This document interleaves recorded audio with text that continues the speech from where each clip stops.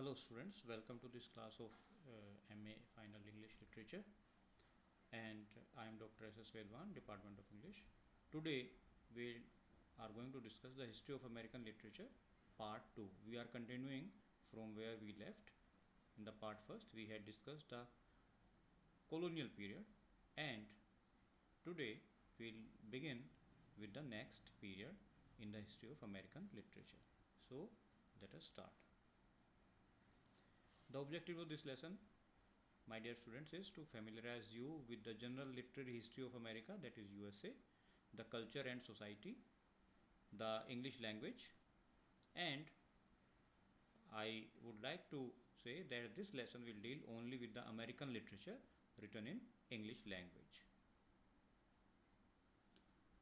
As I told you before, we had already discussed the colonial period in part first. It was from 1607 to 1763, and today we will discuss the revolutionary age, that is starting from 1763 to 1810.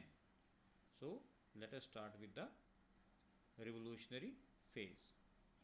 The revolutionary age 1763 to 1810. Dear students, this was really a great age in shaping the literature of America and in shaping America as a nation. Tension with England, it was built, tension with England, and the settlers, they started to carve out their own theories and their own literature.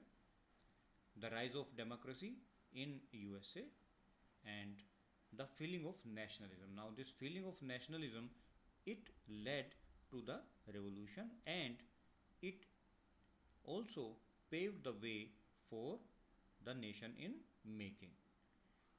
The emergence of political parties, new political parties emerged in America, and faith in natural law and justice, it got strong. The age of reason and enlightenment. It can be called the age of reason and enlightenment in the history of American literature. Now the settlers, they had started thinking as one people. Earlier there were colonies, as I told you in the previous lecture, there were different colonies, and now these settlers, they started thinking as one people and as one nation. They resisted against the imposition of unjust taxes by the main parent country, that is England, and they resisted it.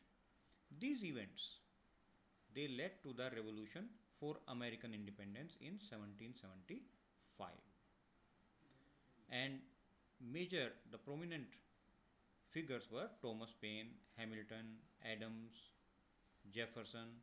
They attacked the divine right of kings.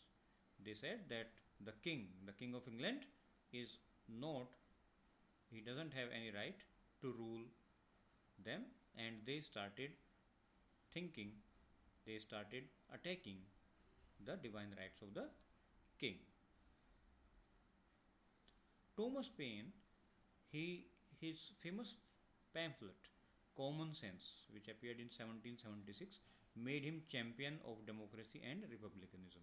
Now this is very important, and this also tells us that the settlers, they had started thinking of their own, and they have started making the colonies a nation.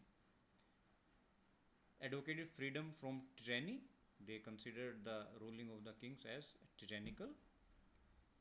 Thomas Jefferson, now he wrote the Declaration of Independence. It was very important document. The ideas of enlightenment spread from Europe to America. Now there was a revolution going on whole in the continent, that is Europe, and the ideas of enlightenment spread from Europe to America, and these prominent writers, these prominent thinkers, these prominent politicians, they were very keen to absorb these ideas.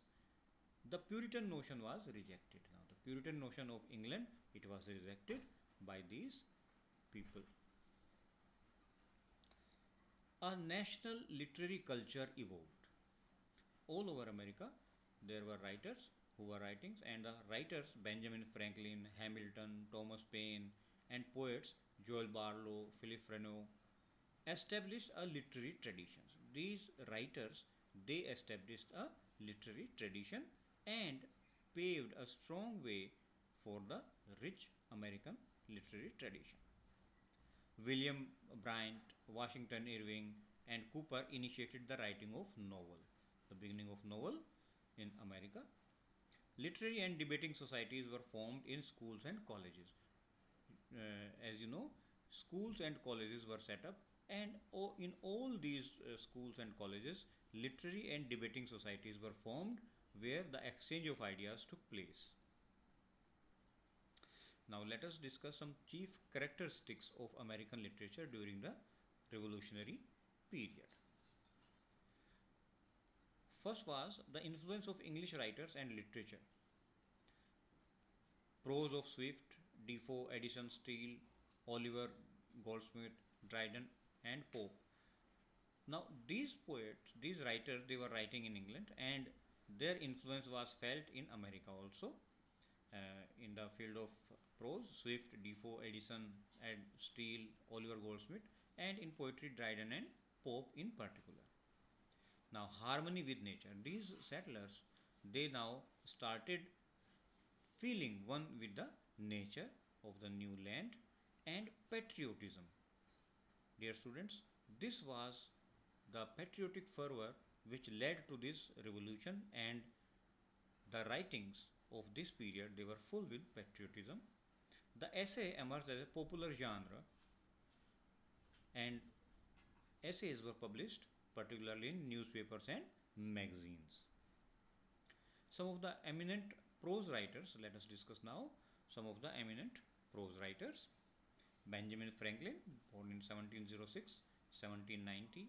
George Washington, 1732-1799. Thomas Paine, 1737, and he died in 1803. Now, the Federalists, they were also called the Federalists, and these were Alexander Hamilton, 1757-1804. James Madison, 1731-1836. John Jay, 1745-1829. Thomas Jefferson, 1743 to 1826. Thomas Godfrey, he was a dramatist, and one of his famous drama was The Prince of Parthia, published in 1765. Royal Taylor, and he wrote The Contrast, considered to be the first comedy of American literature, appeared in 1787. William Dunlop, he was also a dramatist, and his famous treatise is History of American Theatre, which appeared in 1832. So, dear students, these are some of the important aspects which I have discussed today, and they shaped the American literature, and this particular phase is known as the Revolutionary Age in the history of American literature written in English. We'll continue with the other periods of American literary history. Thank you very much.